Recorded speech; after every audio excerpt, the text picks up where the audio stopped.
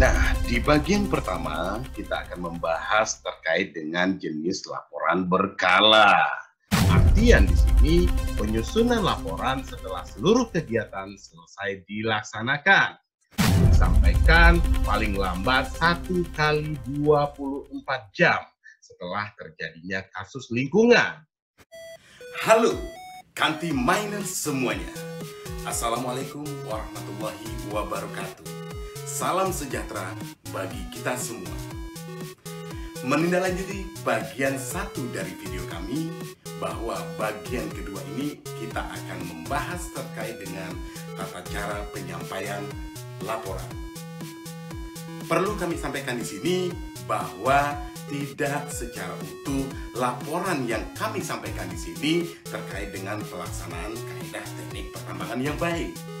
Akan tetapi kami sampaikan di sini ada beberapa laporan yang merupakan bagian yang tidak terpisahkan dari pelaksanaan kaidah teknik pertambangan yang baik.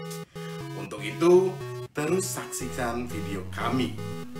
Tentunya versi bisa 21 karena berbagi itu bisa.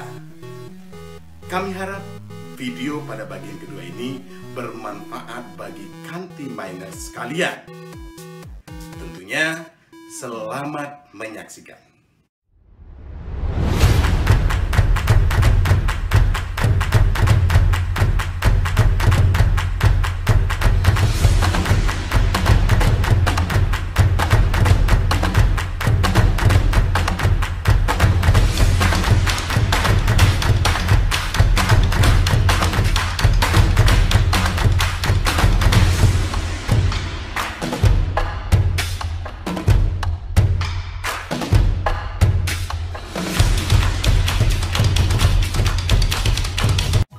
Halo Kanti Miners sekalian, ketemu lagi dengan Mr. 21 di bagian kedua, masih terkait dengan pelaporan pertambangan mineral dan batu bara, khususnya pelaksanaan kaidah teknik pertambangan yang baik. Sebagaimana kita ketahui pada bagian pertama, kita sudah sama-sama memahami terkait dengan ketentuan di dalam Permen SDM nomor 7 tahun 2020, mulai dari kewajiban sampai dengan ketentuan penutup. Nah, pada bagian kedua ini kita akan mencoba untuk sama-sama kembali mendalami terkait dengan tata cara penyampaian laporan. Tentunya nanti kita juga akan menginformasikan bagi Kanti Miners sekalian terkait dengan format dan halaman dari laporan tersebut. Informasi di bagian ketiga, di mana di video bagian pertama terkait dengan tata cara penyampaian laporan akan kita bahas secara khusus. Nah, di sini kita bersama-sama memahami terkait dengan batas akhir penyampaian laporan dari Kepala Teknik Tambang atau penanggung jawab teknik dan lingkungan kepada Kepala Inspektur Tambang atau Kepala Dinas atas nama Kepala Inspektur Tambang. Yang pertama, kita akan memahami terkait dengan jenis laporan berkala. Di bagian video pertama, kita hanya mengetahui bahwa laporan berkala itu dibagi atas 2, bulanan dan triwulanan. Tapi di bagian ini kita akan menjabarkan apa saja yang termasuk dalam bulanan dan apa saja yang termasuk di dalam triwulanan. Tentunya kami membagi di sini atas bagian A bagi pemegang IUP atau IUPK eksplorasi, bagian B bagi pemegang IUP atau IUPK operasi produksi, dan bagian C bagi pemegang IUP operasi produksi khusus untuk pengolahan dan atau pemurnian. Bagian A bagi pemegang IUP atau IUPK eksplorasi, silahkan mengikuti bagian ini terkait dengan laporan berkala. Apa saja yang disampaikan secara bulanan dan triwulanan. Sebagaimana kita ketahui pada video bagian pertama, kita mengeneralisir secara umum Tetapi kita belum tahu dari 6 poin laporan yang wajib disampaikan oleh pemegang IUP atau IUPK eksplorasi, mana yang termasuk kategori bulanan dan mana yang termasuk dalam kategori triwulan.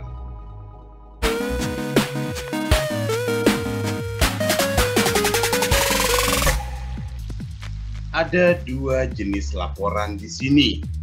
Yang pertama, laporan kualitas air limbah pertambangan yang disampaikan paling lambat 15 hari kalender setelah berakhirnya tiap bulan. Informasinya bisa kita dapatkan di dalam Kepmen SDM nomor 1806-30-30-Men-2018 pada lampiran 7. Lebih detail bisa kita lihat format 7A, halaman 808. Yang kedua, laporan statistik kecelakaan tambang dan kejadian berbahaya yang mana disampaikan paling lambat 5 hari kalender setelah berakhirnya tiap bulan. Informasinya ada di dalam Kepmen SDM nomor 1806-30-Men-2018 pada lampiran 7. Khusus format 7B. Ada 3 jenis format di sini. Yang pertama, pemberitahuan kecelakaan, halaman 809. Yang kedua, pemberitahuan kejadian berbahaya, halaman 816. Dan yang terakhir, pemberitahuan kejadian akibat penyakit tenaga kerja.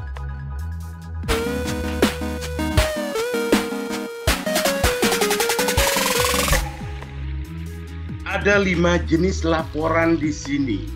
Yang pertama, laporan atas RKAB tahunan yang disampaikan paling lambat 30 hari kalender setelah berakhirnya tiap triwulan.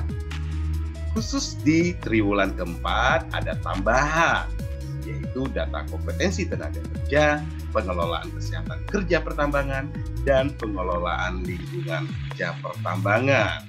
Informasinya Kantiminer bisa lihat di dalam Kepmen SDM nomor 1806-30-Men-2018 lampiran 7. Lebih detail ada 4 jenis komoditas di sini. Yang pertama, mineral logam bisa dilihat pada format 7C halaman 819. Yang kedua, mineral bukan logam bisa dilihat format 7D halaman 855. Yang ketiga, batuan. Ini bisa kita lihat pada format 7E halaman 884. Dan yang terakhir, batu bara. Tentunya format 7F halaman 909. Yang kedua, laporan statistik kecelakaan tambang dan kejadian berbahaya, yang mana disampaikan paling lambat 30 hari kalender setelah berakhirnya tiap triwulan. Informasi lebih detail di dalam Kepmen SDM nomor 1806-30-Men-2018 pada lampiran 7 khusus format 7G. Ada 6 di sini jenis format. Yang pertama, daftar kecelakaan tambang pada halaman 944.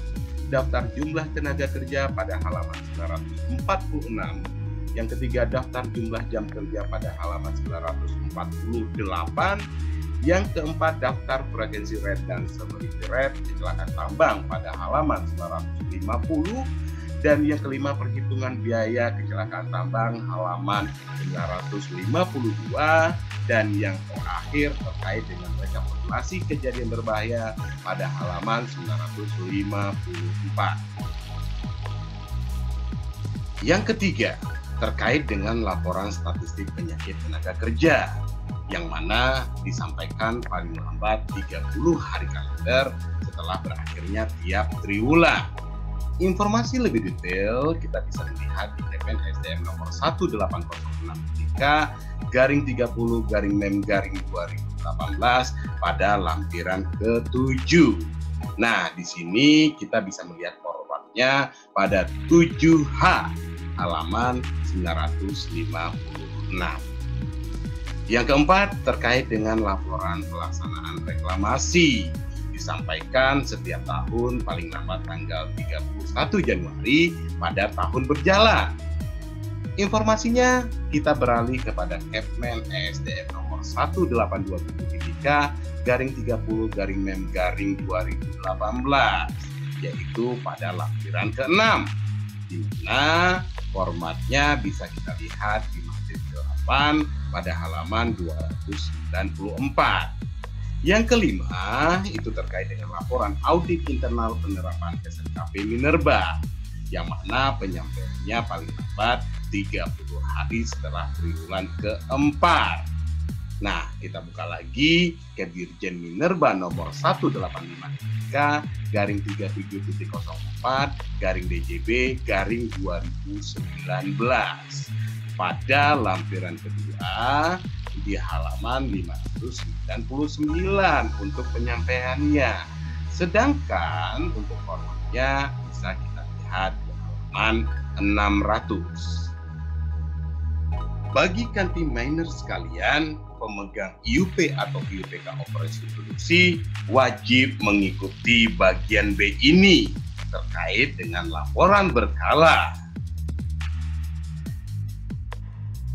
Sebagaimana kita bahas pada video bagian pertama, ada 8 jenis laporan bagi pemegang IUP atau IUPK operasi produksi. Cuma pada video bagian kedua ini, kita akan menjabarkan mana yang laporan bulanan dan mana yang menjadi laporan triwulanan.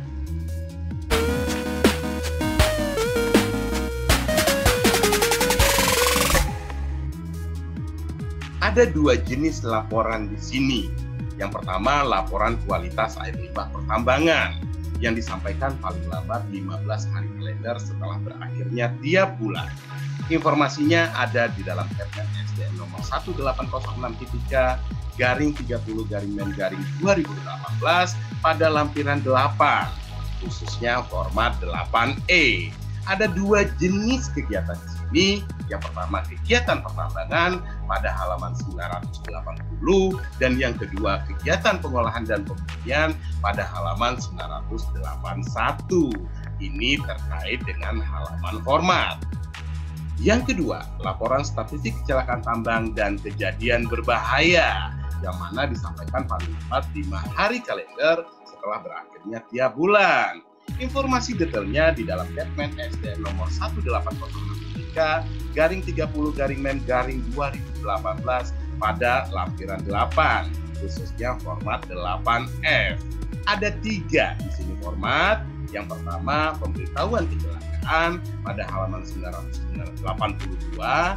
Yang kedua, pemberitahuan kejadian berbahaya pada halaman 990. Dan yang terakhir, pemberitahuan kejadian akibat penyakit tenaga kerja.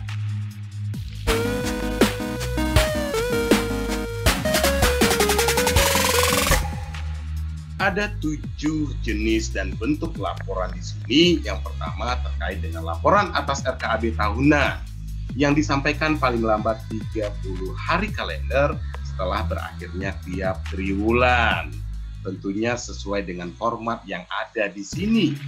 Akan tetapi ada 2 hal di sini. Yang pertama, khusus semester 1 dan 2 terkait dengan pemeliharaan dan perawatan tanah batas, dan yang kedua khusus di triwulan keempat, yaitu terkait dengan data kompetensi tenaga kerja, pengelolaan kesehatan kerja pertambangan, dan pengelolaan lingkungan kerja pertambangan.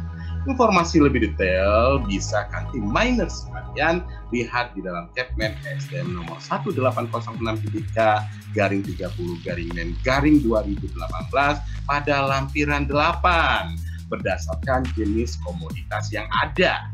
Yang pertama, mineral logam. Hal ini bisa dilihat pada format 8G halaman 993. Yang kedua, mineral bukan logam. Ini bisa kita lihat pada format 8H halaman 1083. Yang ketiga, terkait dengan batuan. Tentunya formatnya sesuai dengan 8I halaman 1159. Dan yang terakhir, batu bara. Kita lihat formatnya di sini pada 8J halaman 1199. Kita lanjut ke laporan yang kedua terkait dengan laporan statistik kecelakaan tambang dan kejadian berbahaya, di mana penyampaiannya paling lambat 30 hari kalender setelah berakhirnya tiap triwulan. Informasi detailnya bisa kita lihat juga dan tertera pada Kepmen SDM nomor 1806-30-MEM-2018 pada lampiran 8, khususnya format 8K. Ada 6 di sini jenis formatnya. Yang pertama terkait dengan kecelakaan tambang, bisa dilihat pada halaman 1286. Yang kedua terkait dengan daftar jumlah tenaga kerja pada halaman 1288. Yang ketiga daftar jumlah jam kerja pada halaman 1290. Yang keempat daftar frequency rate dan severity rate kecelakaan tambang pada halaman 1292. Yang kelima terkait dengan perhitungan biaya kecelakaan tambang pada halaman 1294, dan yang terakhir terkait dengan rekapitulasi kejadian berbahaya pada halaman 1296. Yang ketiga, kita lihat di sini laporan statistik penyakit tenaga kerja, yang mana penyampaiannya paling lambat 30 hari kalender setelah berakhirnya tiap triwulan. Teman-teman sekalian bisa melihat di Kepmen SDM nomor 1803-30-MEM-2018, tentunya di lampiran 8. Nah, di lampiran 8 ini secara langsung kita bisa lihat formatnya di 8L pada halaman 1299. Yang keempat terkait dengan laporan konservasi, yang mana disampaikan paling lambat 30 hari kalender setelah berakhirnya tiap triwulan. Begitu juga kita lihat di dalam Kepmen ESDM nomor 1809-30-MEM-2018 terkait dengan lampiran 8. Lebih detail kita lihat di format 8M halaman 1301. Yang kelima terkait dengan laporan pelaksanaan reklamasi yang disampaikan setiap tahun paling lambat tanggal 31 Januari pada tahun berjalan. Kita melihat lagi Kepmen ESDM nomor 18.30-MEM-2018, di mana pada lampiran ke-6 di halaman 248 terkait dengan tata cara penyampaian ini. Sedangkan formatnya ada di matrik 13 pada halaman 305. Yang keenam terkait dengan laporan pelaksanaan pasca tambang, yang mana disampaikan setiap triwulan paling lambat tanggal 30 hari kalender setelah berakhirnya tiap triwulan. Informasi lebih detail kita juga lihat di dalam Kepmen SDM nomor 1827-30-MEM-2018 pada lampiran 6 di halaman 250 terkait dengan penyampaian ini. Sedangkan formatnya bisa kita lihat di matrik 18 pada halaman 318. Yang terakhir adalah laporan yang ke-7, yaitu terkait dengan laporan audit internal penerapan SMKP Minerba yang disampaikan paling lambat 30 hari setelah triwulan ke-4. Informasinya kita buka ke Dirjen Minerba nomor 180-37.04-DJB-2019 pada lampiran 2 halaman 599. Sedangkan formatnya bisa kita lihat pada halaman 600. Kita lihat bagian yang terakhir terkait dengan laporan berkala ini, yaitu bagian C bagi teman-teman pemegang IUP operasi produksi khusus untuk pengolahan dan atau pemurnian. Perhatikan sekali lagi, bagi pemegang IUP operasi produksi khusus untuk pengolahan dan atau pemurnian, Video bagian pertama kita sudah menyampaikan ada 5 laporan di sini. Setelah diteliti lebih dalam, ada laporan terakhir yang belum disampaikan pada bagian pertama, yaitu laporan ke-6 terkait dengan laporan pasca operasi.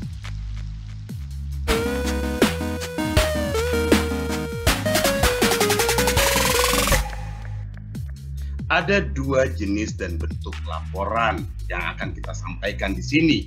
Yang pertama terkait dengan laporan kualitas air limbah pertambangan. Karena khusus kegiatan pengolahan dan pemurnian, jadi kita bahas di sini cuma 1. Dan disampaikan paling lambat 15 hari kalender setelah berakhirnya tiap bulan. Detailnya ada di dalam Kepmen ESDM nomor 1806-30-MEM-2018 pada lampiran ke-9. Untuk formatnya bisa dilihat di 9E halaman 1327. Yang kedua terkait dengan laporan statistik kecelakaan tambang dan kejadian berbahaya yang disampaikan paling lambat 5 hari kalender setelah berakhirnya tiap bulan. Informasi detailnya tentu kita lihat Kepmen SDM nomor 1806-30-MEM-2018, yaitu pada lampiran 9 format 9F. Ada 3 di sini jenis format. Yang pertama terkait dengan pemberitahuan kecelakaan, itu bisa Kanti-Miner sekalian lihat di halaman 1323. Yang kedua terkait dengan pemberitahuan kejadian berbahaya pada halaman 1336. Dan yang terakhir pemberitahuan kejadian akibat penyakit tenaga kerja.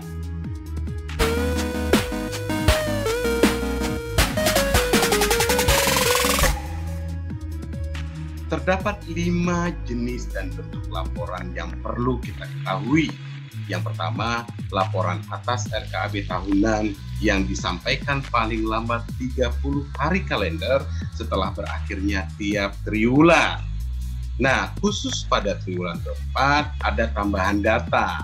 Yang pertama, data kompetensi tenaga kerja, yang kedua pengelolaan kesehatan kerja pertambangan, dan yang ketiga pengelolaan lingkungan kerja pertambangan. Tentunya informasi lebih detail kita lihat di Kepmen SDM nomor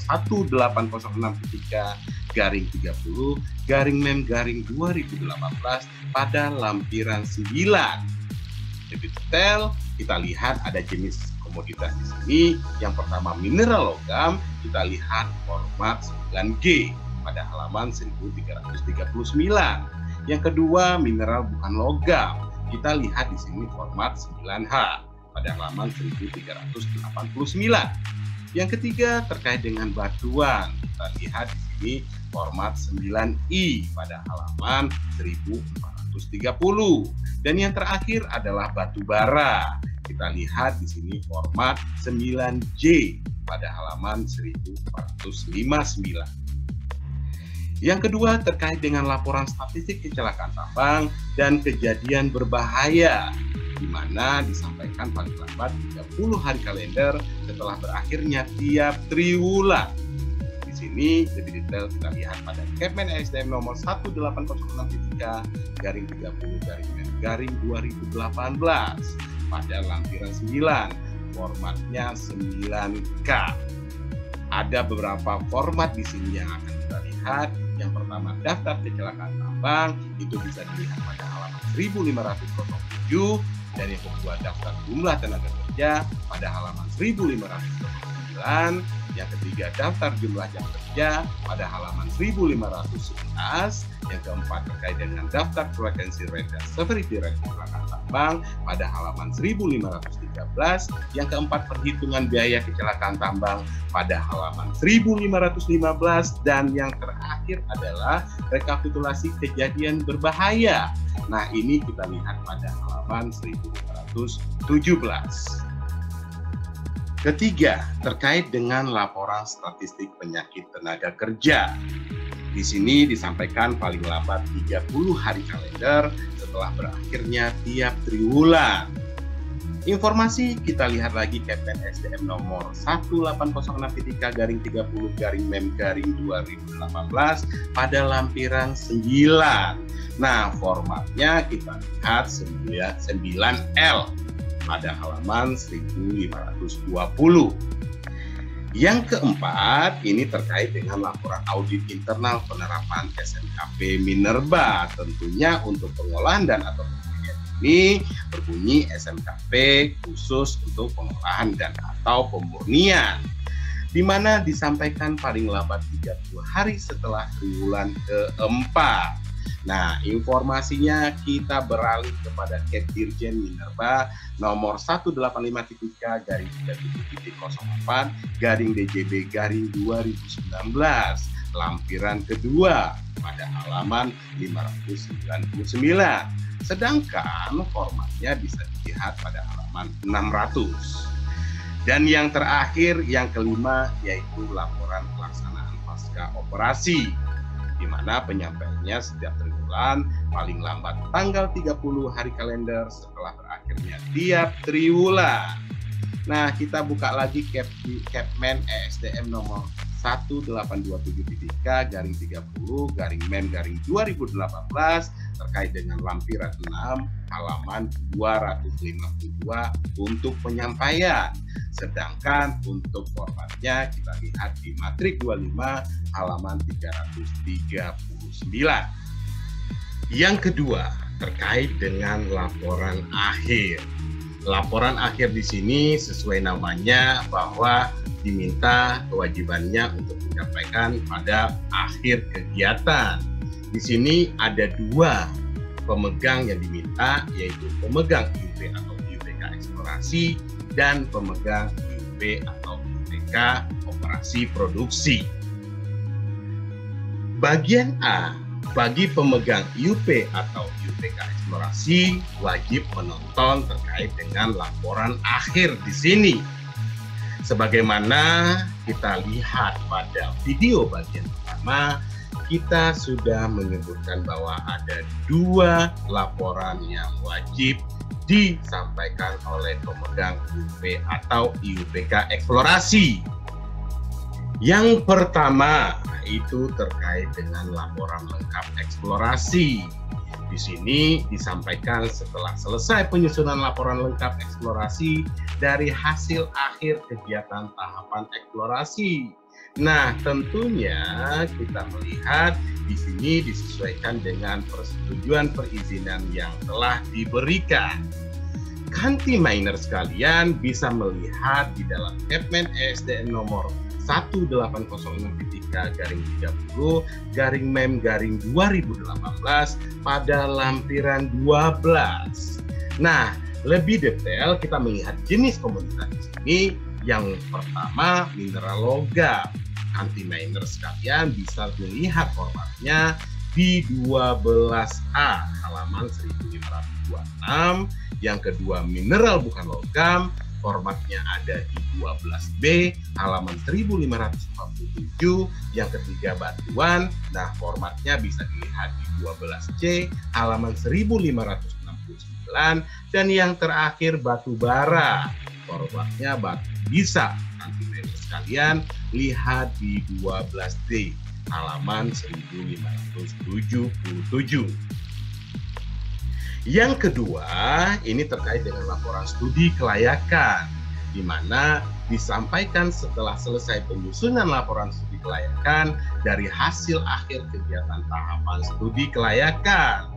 Perlu diingat, disesuaikan dengan persetujuan perizinan yang diberikan. Informasi lebih detail kita bisa melihat di dalam Kepmen SDM nomor 1803-30-MEM-2018 lampiran 13. Di sini kita juga melihat bahwa jenis komoditasnya yang pertama mineral logam. Formatnya bisa dilihat di 13A halaman 1990. Yang kedua, mineral bukan logam. Formatnya juga bisa kita lihat pada 13B halaman 1606. Yang ketiga, terkait dengan batuan. Formatnya ada di 13C halaman 1622. Dan yang terakhir terkait dengan batu bara.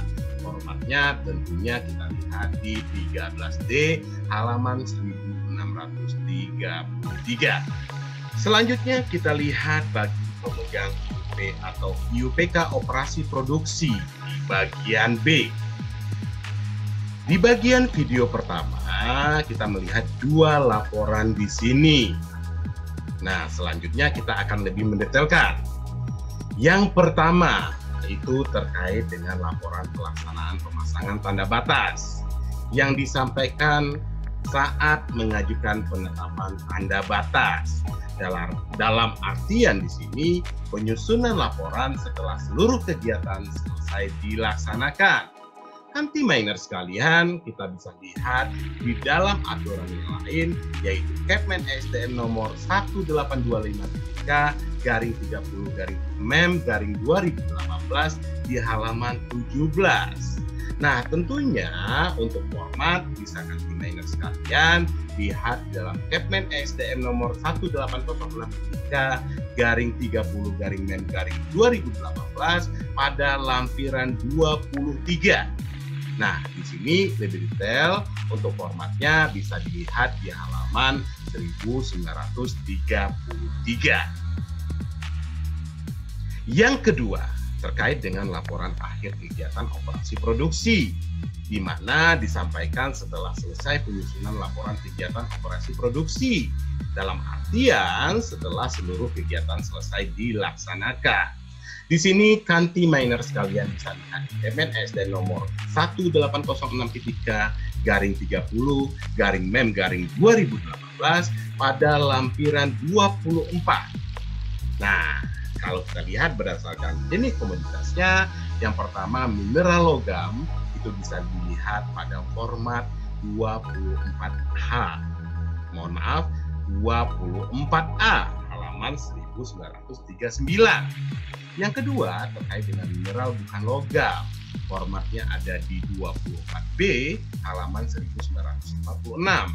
Yang ketiga terkait dengan batuan, kita lihat juga formatnya di 24C halaman 1953. Dan yang terakhir komoditas batu bara, formatnya ada di 24D halaman 1960.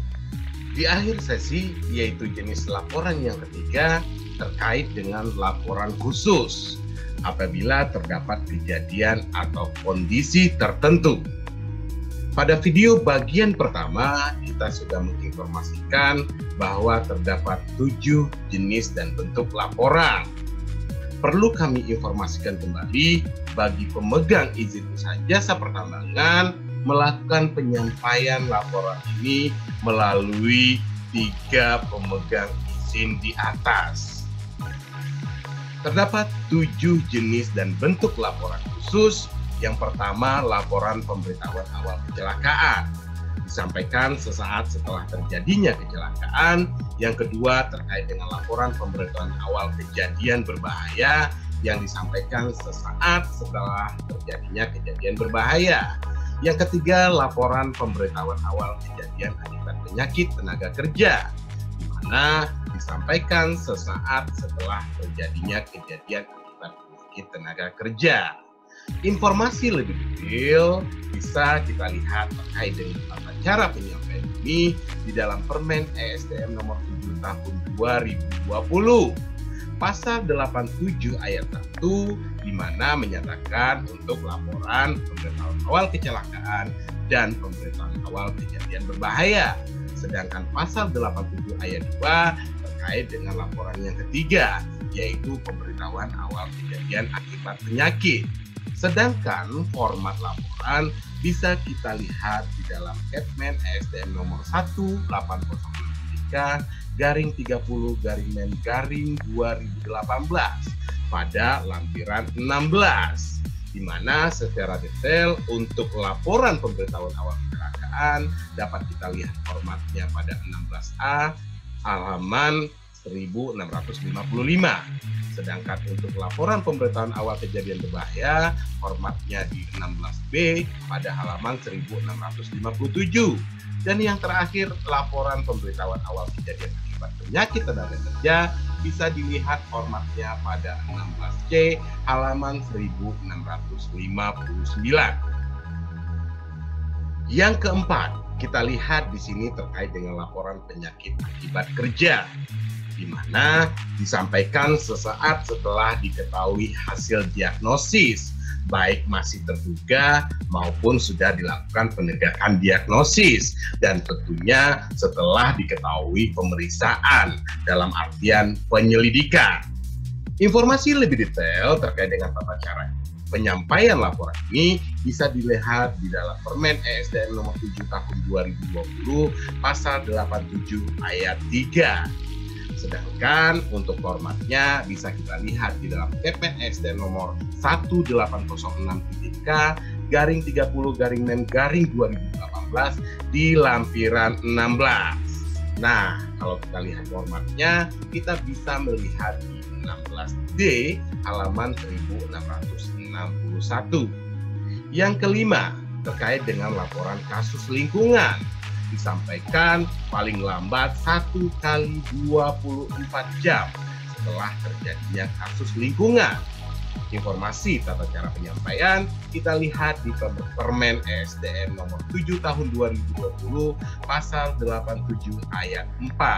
Sedangkan untuk formatnya kita bisa melihat di dalam Kepmen ESDM nomor 1806.K garing 30 garing mem garing 2018 pada lampiran 16.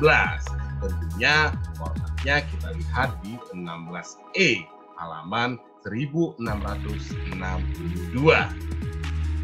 Yang keenam, kita lihat di sini laporan kajian teknis pertambangan, di mana disampaikan sesaat sebelum pelaksanaan perubahan kegiatan teknis pertambangan. Informasi terkait dengan tata cara bisa kita lihat di Permen ESDM nomor 7 tahun 2020 pasal 87 ayat 5. Sedangkan untuk formatnya kita bisa melihat di Kepmen ESDM nomor 1806.K garing 30 garing men garing 2018 di lampiran 16. Di sini secara detail lihatlah format 16F halaman 1663.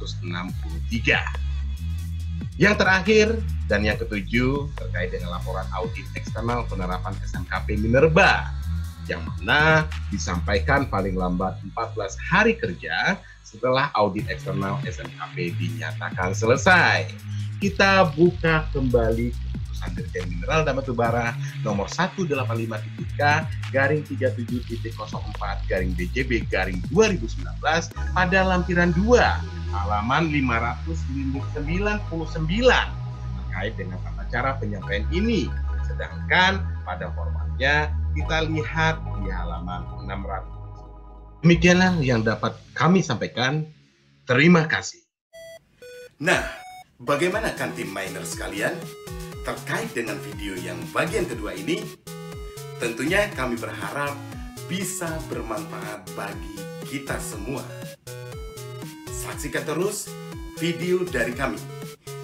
Tentunya tidak mudah untuk mencari peraturan perundang-undangan beserta turunannya terkait pertambangan mineral dan batu bara, di mana lembar dari aturan tersebut mencapai ribuan.